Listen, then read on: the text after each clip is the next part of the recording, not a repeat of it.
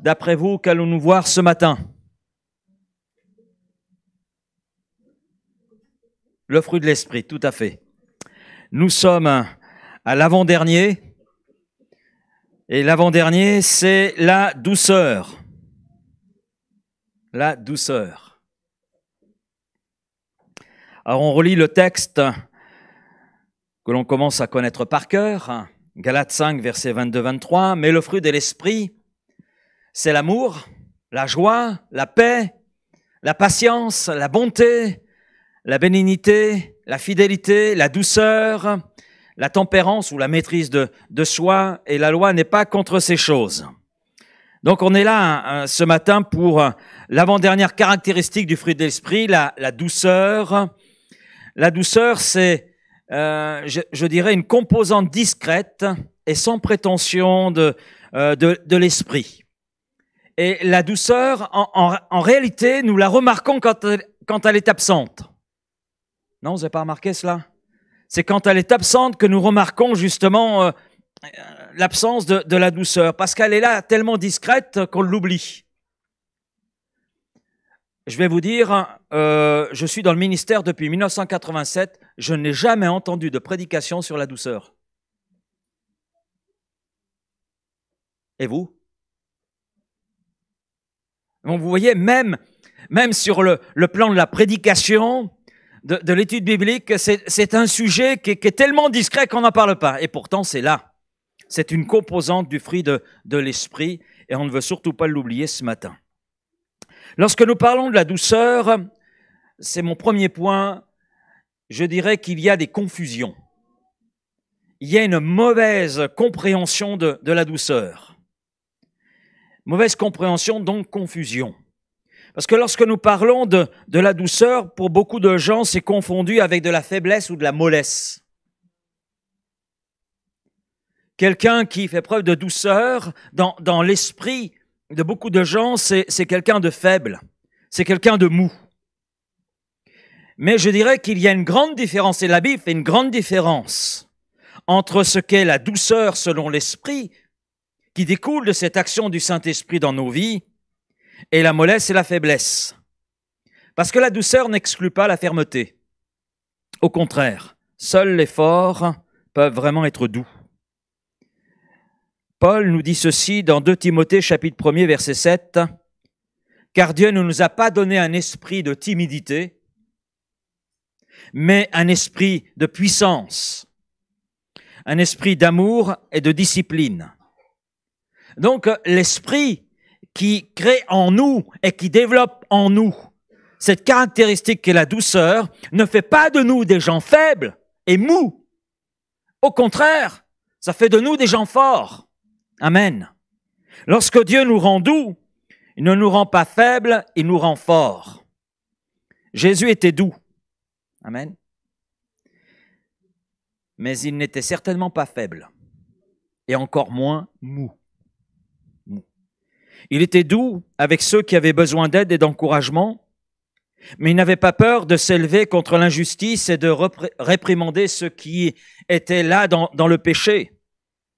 Nous avons un texte, Matthieu 21, qui surprend toujours lorsque nous le lisons, mais on voit à la fois la douceur de Jésus, mais je dirais à travers ce que Jésus fait, on voit combien la douceur appartient au fort selon Dieu.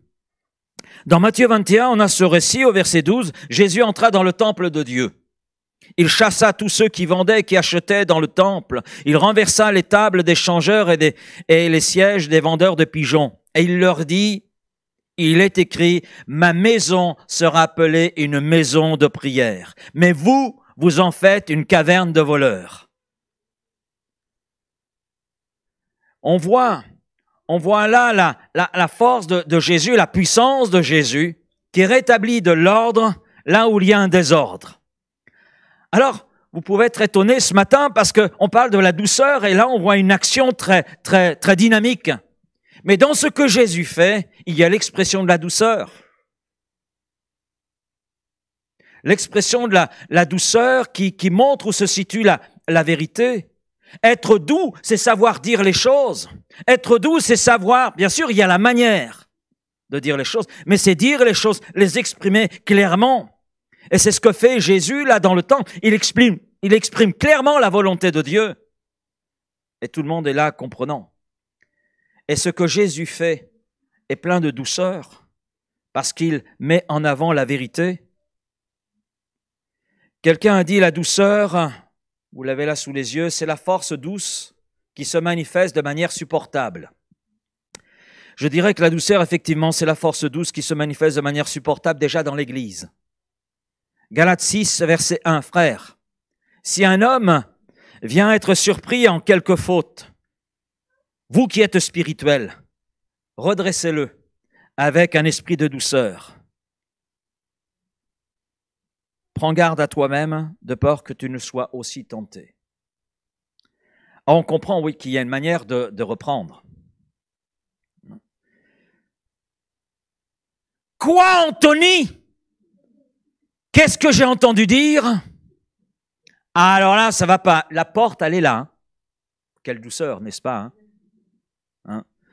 Anthony, ça serait bien que l'on puisse se voir demain. Voilà, donc tu débauches à 17h30, donc à 18h, on se donne rendez-vous. On va prendre un temps ensemble. C'est pas la même chose. Hein? Dans la première attitude que j'ai exprimée, vous voyez la dureté. Est-ce que Jésus a agi de la sorte avec nous?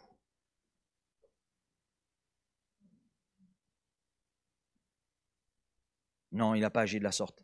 Heureusement, hein? Non? Heureusement. Bande de pécheurs que vous êtes, le châtiment va vous tomber dessus. Oh, heureusement qu'il n'a pas fait ça, le Seigneur. Hein? Parce qu'on ne serait pas là. On ne serait pas là. Non, il a exprimé sa douceur de façon étonnante, de façon surprenante, en donnant sa vie. J'ai le pouvoir de la donner, j'ai le pouvoir de la reprendre, dira Jésus. Mais il a choisi de la donner. Et à travers le don de sa vie, on voit toute la douceur de Dieu, on voit toute la douceur de Christ. Et c'est de cette même douceur que nous devons exprimer les uns par rapport aux autres. La douceur, c'est la force douce qui se manifeste de manière supportable dans l'Église, mais aussi pour répondre aux adversaires. 1 Pierre 3,15 « Mais sanctifiez dans vos cœurs Christ le Seigneur, étant toujours prêt à vous défendre, avec douceur et respect, devant quiconque vous demande raison de l'espérance qui est en vous. » Quand je lis ce texte, je pense à deux hommes, deux disciples de Jésus-Christ. Jésus est là et nous avons deux bons hommes qui s'appellent les fils du tonnerre. Vous voyez de qui je parle? Jacques et Jean. Hein? Et devant l'incrédulité manifestée par la foule, malgré ce qu'ils entendent de la part de Jésus, malgré ce qu'ils voient, Jacques et Jean disent « Que le feu du ciel descende sur eux !» Waouh, quelle douceur, hein? Quelle douceur. Ah, tu veux pas croire? Ah, tu veux pas croire, Louise, que le feu du ciel tombe sur toi? Yo, ça te donne envie de croire, hein? Non, pas trop, hein, ça fait peur, ça fait trembler. Ça fait trembler. Non, c'est pas ainsi que nous devons agir. 2 Timothée 2, 25, hein, il doit redresser avec douceur les adversaires dans l'espérance que Dieu leur donnera la repentance pour arriver à la connaissance de la vérité. Et la douceur est la caractéristique d'une conduite chrétienne qui est empreinte de sagesse, parce qu'il y a l'Esprit de Dieu qui est là, et qui est exempte à partir de là de dureté, de rigueur, je dirais, fanatique, voire même de brutalité. Je me souviens d'une personne qui un jour est venue, c'était la première fois que je la voyais dans l'église, et Dieu a mis à l'égard de cette personne une pensée comme ça dans mon cœur. Je ne la connaissais pas, elle est rentrée, et puis à l'issue du culte, je lui ai donné rendez-vous le lendemain pour prendre un café. Et nous avons discuté le lendemain avec cette personne, et elle m'a dit ceci: je suis allé dans plusieurs églises, j'ai exprimé la situation qui était la mienne. Ce que j'ai eu en retour, c'est de la brutalité et de la dureté. Et elle m'a exposé sa situation.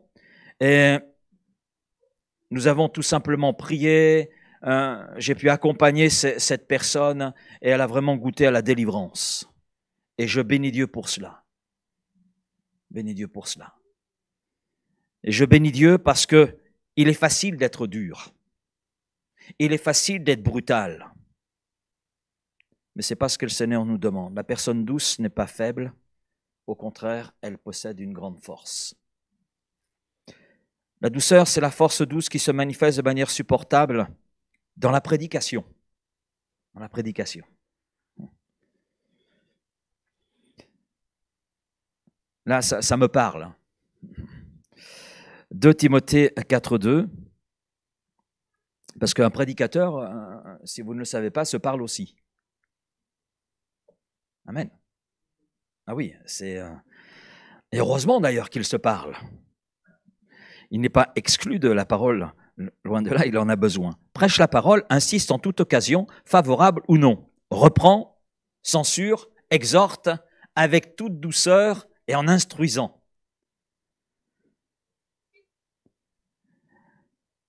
La douceur, c'est la force douce qui se manifeste de manière supportable aussi dans l'accueil de la parole.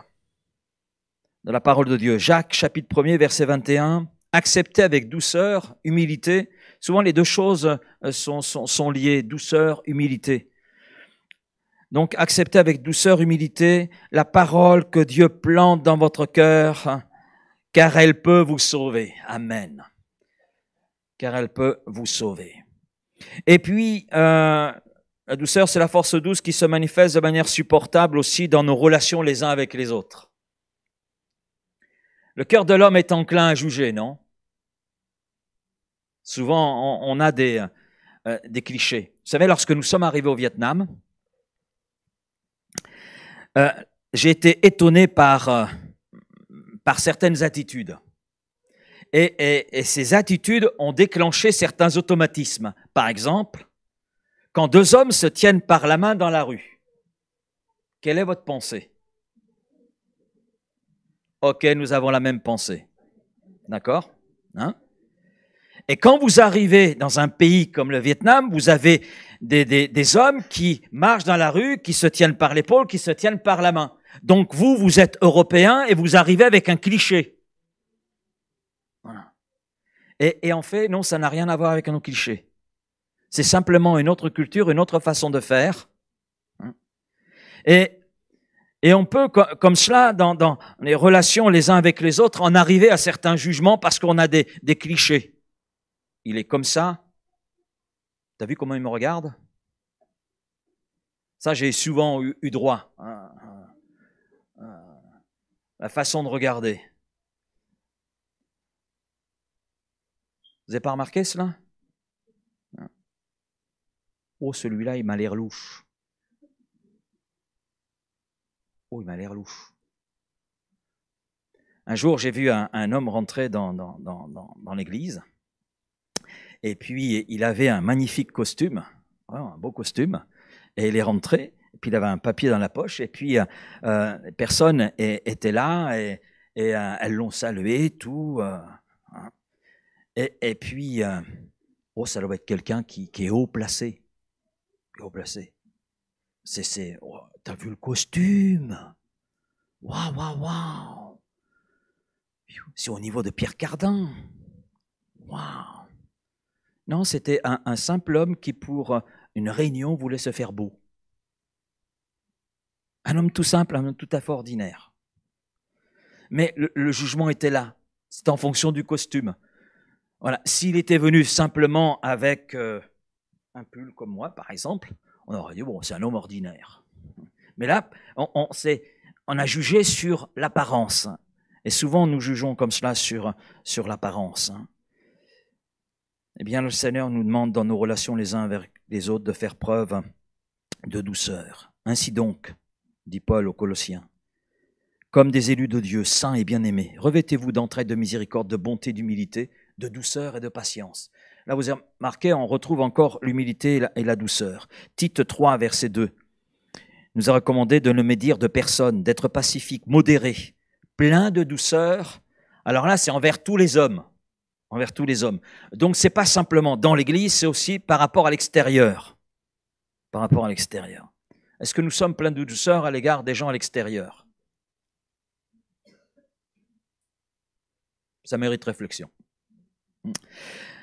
Ensuite, la douceur ne doit pas être confondu avec une attitude, j'allais dire doucereuse, même si on trouve le mot doux dedans, une attitude doucereuse ou mielleuse. Non? Vous connaissez ça? Souvent, de telles attitudes cachent un cœur double, qui cherche ses propres intérêts. Et là, nous devons être prudents et nous tenir sur nos gardes contre les gens mielleux, qui par des paroles douces, flatteuses, cherchent à nous séduire, à nous avoir, comme on dit familièrement. Et d'ailleurs, l'apôtre Paul, dans Romains 16, verset 18, ou dans le psaume 12, verset 2, nous sommes avertis. La douceur découlant de l'œuvre du Saint-Esprit en nous est exempte de toute mielerie. Je ne sais pas si le mot existe, mais on l'invente pour la matinée. Hein, d'accord? Donc, oui, cette douceur qui découle de l'œuvre du Saint-Esprit en nous est exempte d'hypocrisie, de duplicité. La douceur, comment la définir? Mais c'est une force qui est sous contrôle. Sous contrôle. Quelle attitude, selon vous, est capable de stopper une dispute? Vous avez Roger et Tony qui se disputent. C'est une image, hein, un exemple. Ce n'est pas prophétique. Voilà, donc, ils se disputent. Alors, quelle attitude, selon vous, va stopper la dispute qu'il y a entre Roger et Tony? Est-ce la dureté ou est-ce la douceur?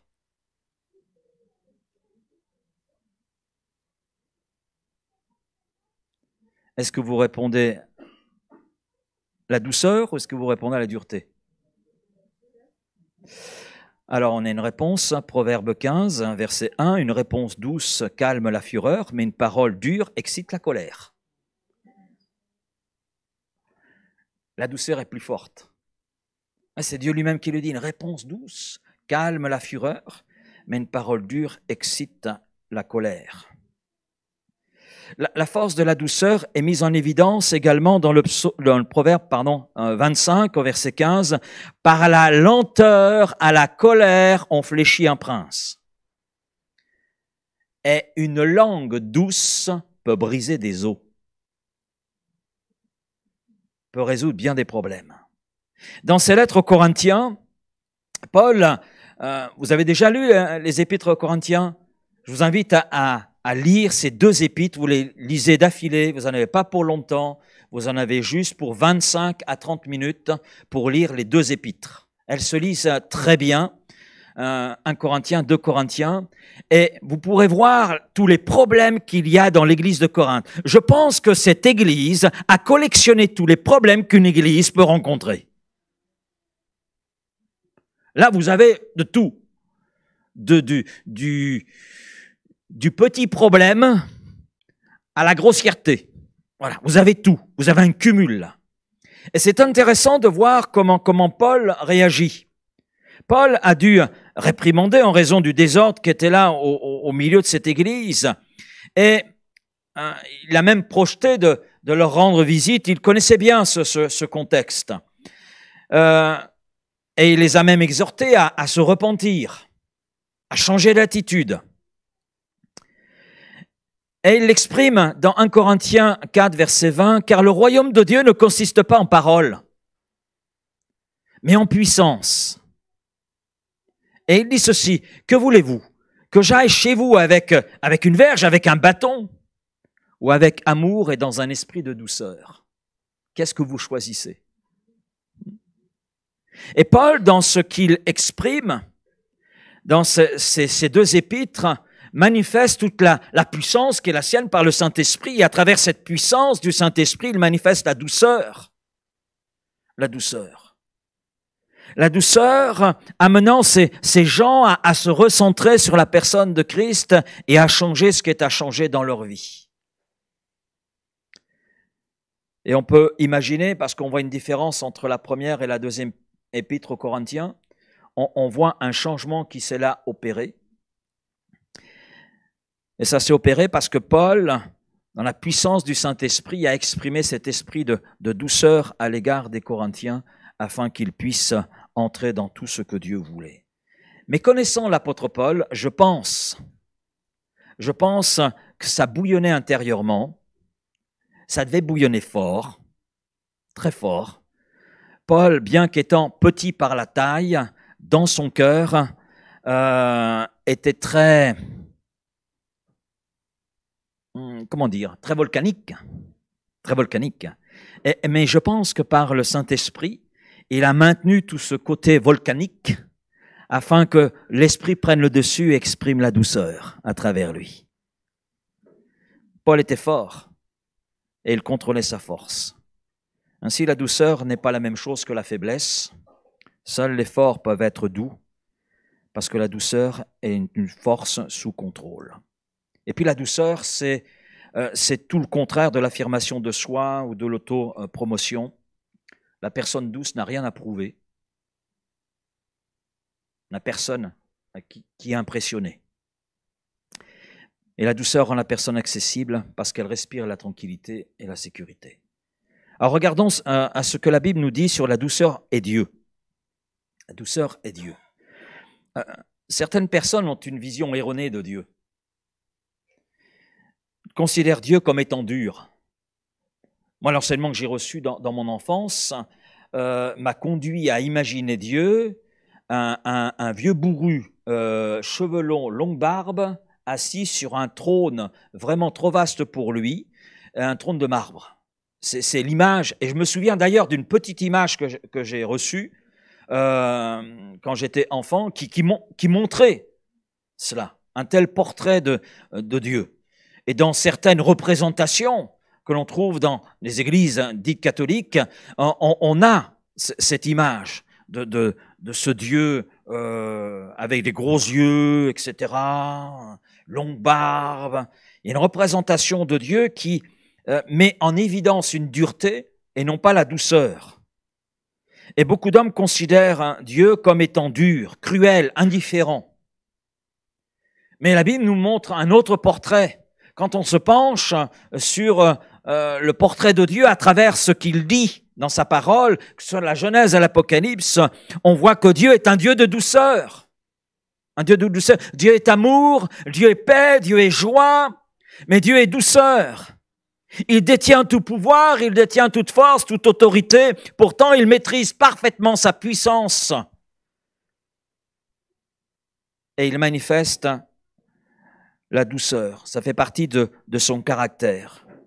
Dieu est doux. Et Jésus nous le montre d'ailleurs.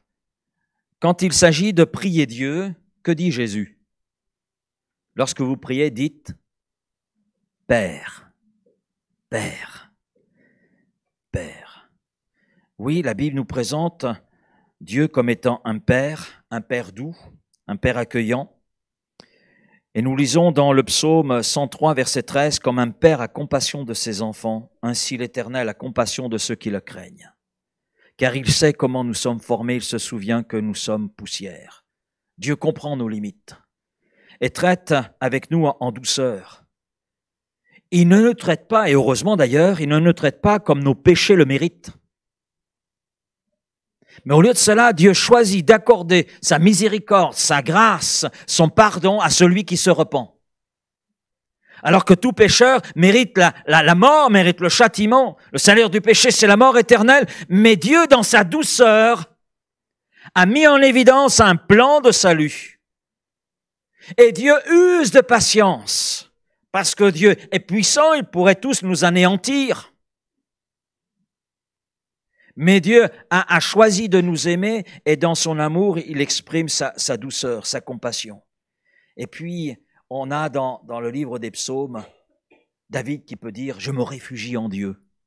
Et l'image, c'est celle d'un père qui prend dans ses bras son enfant et qui le couvre et qui le protège. Voilà qui est Dieu, un Dieu plein de douceur. Et Dieu, dans sa relation avec nous, fait preuve de douceur. Quelquefois, je le réalise et j'en rends grâce à Dieu. Je dis, mais combien de fois, Seigneur, combien de fois tu aurais pu me mettre à la porte, hein? Dire, mais qu'est-ce que je peux faire avec lui? Pas. Mais Seigneur, dans sa patience, me fait encore confiance. Amen. Amen. Et il me fait confiance parce que je suis un être exceptionnel. Ah, pourquoi vous pensez le contraire? Parce que vous avez raison de le penser. Oui, Dieu continue de nous faire confiance, de nous aimer. C'est son choix. Parce que nous sommes ses créatures, il connaît toutes nos faiblesses. Et puis Jésus a manifesté la douceur dans son ministère, dans sa vie. Il est douceur.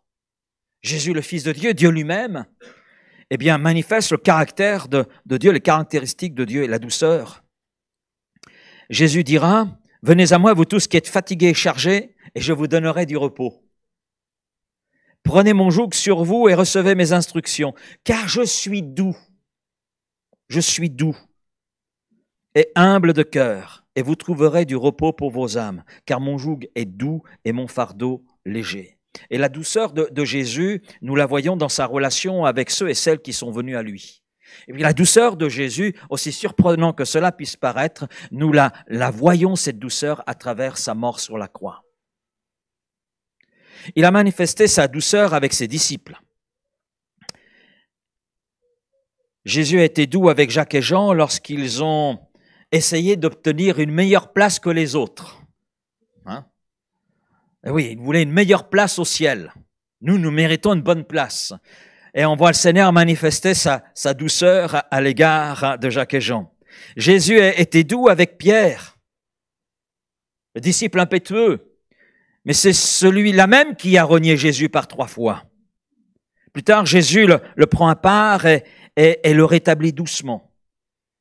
Je dirais que le Pierre de l'échec est devenu le Pierre pardonné. Parce que la grâce s'est manifestée, la douceur du cœur de Christ s'est manifestée et a rétabli Pierre. Personne n'a vécu avec plus de puissance et d'autorité que Jésus. Tout pouvoir et toute autorité m'ont été remis de la part de mon Père, dira Jésus. Personne n'a vécu avec autant d'opposition et de critiques que Jésus-Christ. Et pourtant, personne n'a vécu avec plus de douceur que Jésus. Donc la douceur, on la voit dans la personne de Dieu, dans la relation que Dieu a avec nous. La douceur, on la voit dans la personne même de Jésus, dans le ministère qui était le sien. Et puis Jésus encore aujourd'hui, dans son ministère actuel, est plein de douceur, puisqu'il est à la droite de Dieu le Père et il intercède pour nous. Il intercède pour nous. Nous sommes les bénéficiaires de son intercession.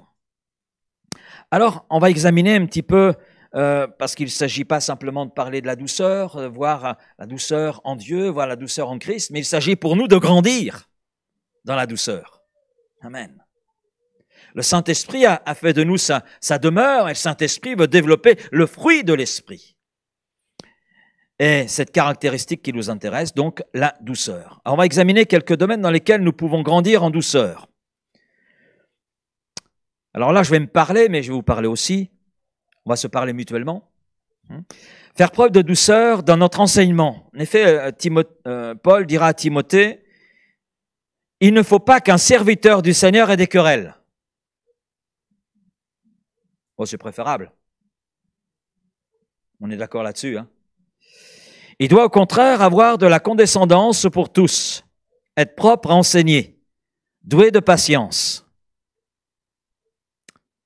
Il doit redresser avec douceur les adversaires dans l'espérance que Dieu leur donnera la repentance pour arriver à la connaissance de la vérité. Alors, dans les qualifications bibliques pour le serviteur de Dieu, nous trouvons la douceur. Ça, c'est quelque chose, à vrai dire, dans la reconnaissance pastorale dans les assemblées de Dieu, je ne vois pas ce chapitre. Et pourtant, il est biblique. Or, vous pouvez juger votre serviteur s'il cadre avec ses qualifications. Et puis, si ça ne cadre pas très bien, priez pour lui. Amen. Ah, il n'y a pas d'amen. D'accord. Laurent, t'es bien seul là. Alors, sans abîmer la pensée de Paul, je crois que le principe qu'il met là en évidence dans 2 Timothée 2,24 est un principe qui s'applique aussi au témoignage. Donc là, non seulement l'apôtre Paul parle aux serviteurs de Dieu, mais je crois qu'il parle à chacun d'entre nous, à travers le principe qu'il met en évidence. Je crois que dans le témoignage, nous devons aussi faire preuve de douceur. Hein. Si tu ne te convertis pas, le châtiment de Dieu va tomber sur toi. Et puis la Bible dit, aujourd'hui est un jour de salut, c'est pas demain. Et puis demain, tu vas mourir. Je me convertis. C'est la peur. Est-ce qu'il y a véritablement conversion? Ça reste à douter. Non, on doit traiter les gens avec douceur. Christ a gagné notre cœur avec la dureté? Non, avec la douceur. On a tous un cheminement différent dans la foi. On est tous à un niveau différent. Mais ce que je sais, et je le sais par rapport à ma vie, mais c'est la même chose pour vous, c'est que Christ, dans sa douceur, respecte le cheminement qui est le nôtre. Ce qui veut dire que je dois respecter le cheminement de celui ou celle, peut-être qui avance plus vite que moi ou qui avance moins vite. Je dois respecter cela. Parce que c'est le Seigneur qui touche les cœurs. Amen. C'est lui qui conduit à la conversion. Et puis c'est lui aussi qui ajoute à l'Église. Nous sommes invités à témoigner. Et témoigner, c'est dire ce que Christ a fait dans notre vie. Le reste, ça appartient à Dieu. Ça appartient au Saint-Esprit, qui seul peut convaincre un cœur de péché, de justice, de jugement. Et je me souviens de ma grand-mère, du haut de ses 80 ans, qui a répondu à ses filles, « Arrêtez de me parler de ça. » Oui, parce que les filles voulaient voir leur mère venir à Christ, et la mère tardait. Et lorsque ma grand-mère a dit cela, il n'y avait rien à rajouter. Et puis elle a ajouté un point en disant, « Si Dieu a quelque chose à me dire, il saura me le dire. » Voilà. Et quelque temps plus tard, eh bien, ma mère sortait du travail et elle va voir sa mère, et puis ma grand-mère était perchée sur un escabeau. « Mémé, qu'est-ce que tu fais là? Tu ne vois pas ma fille, je fais le ménage. » Il y avait un certain nombre d'images, plein de choses, donc elle avait un sac poubelle, je revois le sac poubelle d'ailleurs, et elle mettait toutes les affaires dedans, trouvant cela inutile. Oui, Dieu avait parlé à son cœur tout simplement. Dieu avait pu atteindre son cœur, comme il a pu atteindre le nôtre. Amen. 1 Thessaloniciens chapitre 2 verset 7.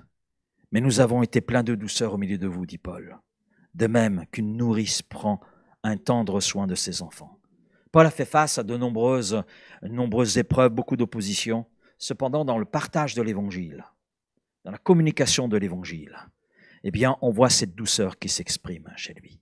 Et puis, dans la première lettre de l'apôtre Pierre, sous l'inspiration du Saint-Esprit, dit de nous défendre devant ceux qui peut-être nous accusent, de nous défendre avec douceur, non avec dureté et mépris. Et je dirais que parfois, dans l'Église de Jésus-Christ, l'exercice de l'autorité, de notre autorité, l'autorité pastorale, allons-y, hein, mais aussi l'autorité de chrétien, quelquefois, cette autorité est confondue avec dictature, avec gourounisme. Ça n'existe pas, mais là encore, on invente ce mot pour ce matin. Hein, ouais. Nous avons vu de tels comportements dans l'Église. Il faut faire ceci, il ne faut pas faire ceci. Faire, ne pas faire. Mais la vie chrétienne, c'est être. Et parce que je suis, il y a des choses que je fais, il y a des choses que je ne fais plus. Je me souviens un jour une sœur qui s'est prise une personne, elle venait, c'était la toute première fois. C'est vrai que la tenue faisait remarquer que c'était la toute première fois qu'elle venait à l'église. Et il y avait une sœur qui était là, hein, avec son tempérament, qui à la fin de la réunion est allée la voir, voilà, et elle lui a fait le portrait du bon chrétien. Chemise, jusque-là,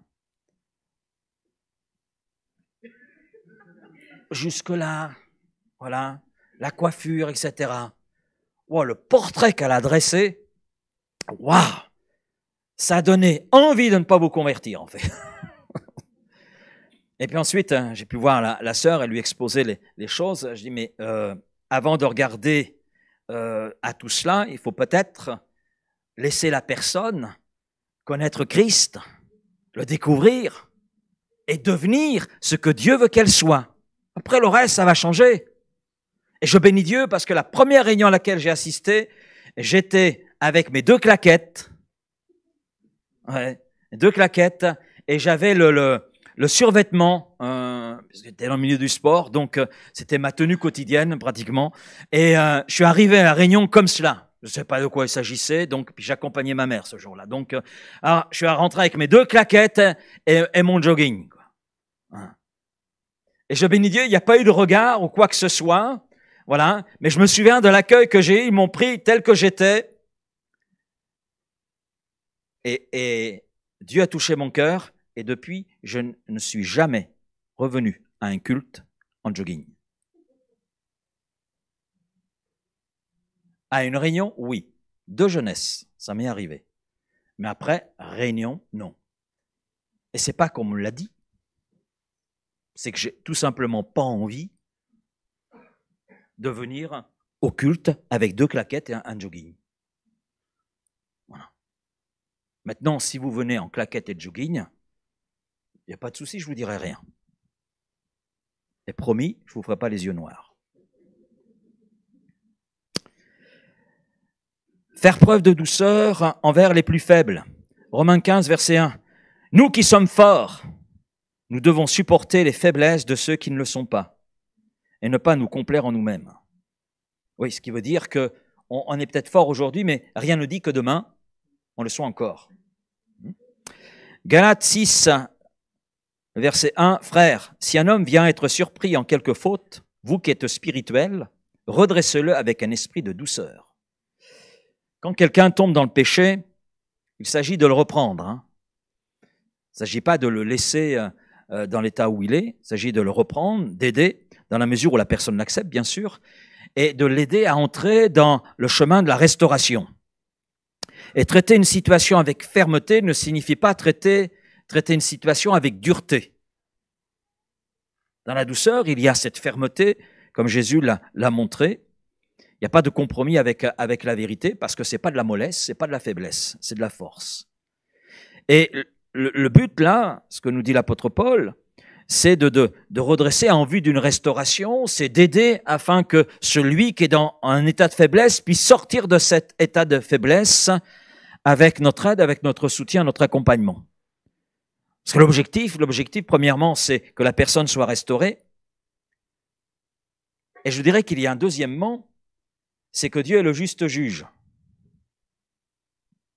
Et il est essentiel de faire les choses donc à la lumière de la parole de Dieu. Il y a des critères. Il y a un process qui nous est donné par Christ lui-même, par exemple dans Matthieu 18. Et puis j'ajouterai un troisièmement. Il ne faut jamais perdre de vue que nous serons jugés sur les mêmes critères avec lesquels nous aurons traité les autres.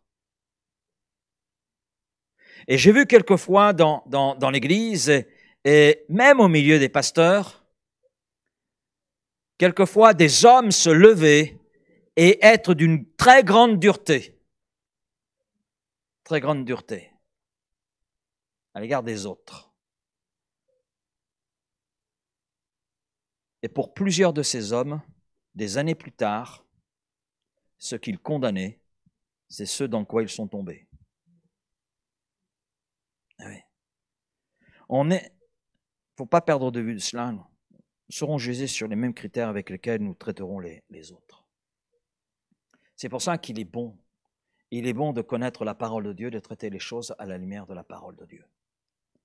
Parce que Dieu nous donne le bon chemin à suivre et comment intervenir. Jésus un jour est placé devant une femme surprise en flagrant délit d'adultère. On voit cela dans Jean 8. Les religieux de l'époque ont bien sûr traîné cette femme. Bon, ils ont oublié le monsieur, parce qu'un adultère, à ma connaissance, il faut être 2. Là, ils ont oublié, peut-être que c'était un religieux justement qu'ils ont voulu le protéger, le couvrir, mais là, en ce qui concerne la femme, ils la traînent. Ils la traînent au pied de Jésus et ils sont prêts à la lapider. Et puis ils insistent en plus auprès de Jésus. Tu sais ce qui est écrit dans la loi de Moïse. Hein? Donc, alors Jésus, qui était accroupi, s'est relevé et il a dit ceci, que celui d'entre vous qui n'a jamais péché lui jette la première pierre. Puis il se baisse de nouveau, il continue à écrire par terre. Après avoir entendu ces paroles, eh bien, il s'esquive un, à commencer par les plus âgés. Oh, la conscience des plus âgés travaille plus que les jeunes. Est-ce un principe? Laissant finalement Jésus seul avec la femme qui reste là, immobile, au milieu de la cour du temple. Alors Jésus relève la tête et se tournant vers elle, il lui demande « Eh bien, où sont donc passés tes accusateurs? Personne ne t'a condamné ?»« Personne, Seigneur, lui répondit-elle. Alors Jésus lui dit « Je ne te condamne pas non plus. Tu peux partir. À l'avenir, garde-toi de pécher. » Jésus est notre modèle. Nous voyons dans cet épisode, comme dans d'autres, la douceur qui émane de son cœur et qui vient restaurer justement le cœur, qui vient restaurer l'âme, qui vient restaurer l'esprit. Je suis venu pour restaurer les cœurs brisés. Et nous savons que le péché brise le cœur. Mais Dieu redresse le pécheur avec douceur. Amen. S'il en avait été autrement, il n'aurait jamais donné son fils Jésus. Jamais. Et puis, autre point, demander à Dieu de développer la douceur dans notre vie. Dieu est celui qui, par son esprit, développe le fruit de l'esprit. Donc, chacune des caractéristiques que nous avons pu voir, et il nous en reste encore une à voir. Et si nous lui demandons de grandir dans le domaine de la douceur, je crois, eh bien, qu'il nous aidera à pouvoir avancer et aller de l'avant dans ce domaine, parce que Dieu veut nous rendre semblables à son Fils Jésus. Et donc, dans le cadre de cette douceur, nous donner de pouvoir exprimer cette même caractéristique afin que nous puissions être des instruments de guérison, des instruments d'encouragement, pas simplement les uns par rapport aux autres, mais aussi dans ce monde qui est un monde de dureté, de violence et tourmenté. Conclusion, on va conclure pour ce matin. Je dirais qu'il y a à la fois un appel et à la fois une promesse. L'appel, Philippiens 4,5, que votre douceur soit connue de tous les hommes. Regardez votre voisin et dites-lui, je vois ta douceur. Est-ce que tu vois la mienne?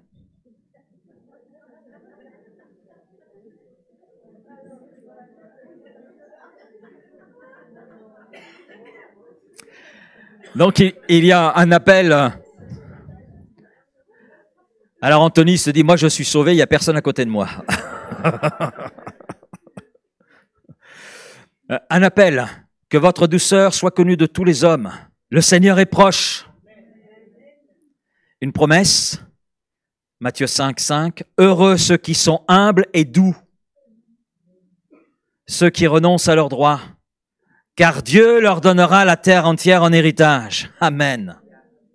Heureux, c'est-à-dire pleinement satisfaits, ceux qui sont humbles et doux, à l'exemple de Jésus. Et c'est là ma conclusion, que Dieu nous conduise dans cette douceur, dans cette caractéristique qui est la caractéristique de Dieu lui-même. Il est doux. C'est un Dieu de douceur. Jésus est un Seigneur et Sauveur de douceur qui a exprimé cette douceur. Amen. Et il veut que nous puissions être à son image. Alors de nous-mêmes, c'est un peu difficile. Notre nature étant une nature pécheresse, c'est une nature qui est tournée vers la violence, la dureté, mais nous sommes des pécheurs sauvés par grâce. Et nous sommes habités par le Saint-Esprit, qui le Saint-Esprit veut tout simplement développer en nous le fruit de l'Esprit. Et dans ce fruit de l'Esprit, il y a cette caractéristique, la douceur. Amen. Merci Père, ce matin pour donc cette pensée sur la douceur. Oui Seigneur, elle est très peu évoquée, mais Seigneur, elle est là dans ta parole. Tu nous demandes d'être humble et doux. Doux, semblable à toi. Alors c'est vrai que de nous-mêmes, Seigneur, ça c'est un peu difficile. Même si on peut avoir un caractère qui peut sembler en apparence plus doux, néanmoins, Seigneur, c'est de cette douceur d'en haut dont nous voulons être revêtus. C'est de cette douceur-là qui te caractérise, que nous voulons dans nos relations les uns avec les autres, mais aussi avec le monde qui nous entoure, manifester. Alors Père, merci de ton aide, parce que nous savons que, oui, de nous-mêmes, nous ne pouvons pas parvenir à cela, mais Seigneur, ton esprit habite nos cœurs, et ton esprit veut développer en nous cette douceur. Alors merci Père, et cela dans le nom de Jésus. Amen. Amen.